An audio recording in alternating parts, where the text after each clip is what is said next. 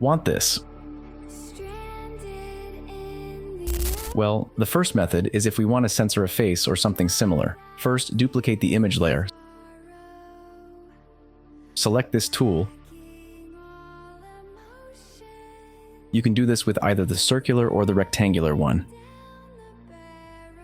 Select the face.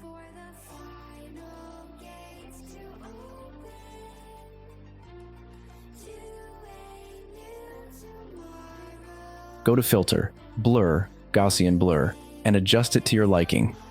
Well, the second method is if we want to censor something more complex, like an object. In this case, I want to censor the t-shirt. So I will select this tool, and we'll hold down the click on whatever it is that we want to blur.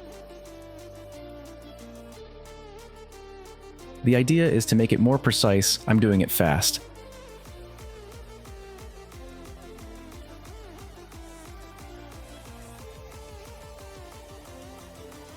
Click on Filter, Blur, Gaussian Blur, and adjust to taste. If you found the video useful, leave me a like and consider subscribing. If you have any questions, leave me a comment. Thanks for watching.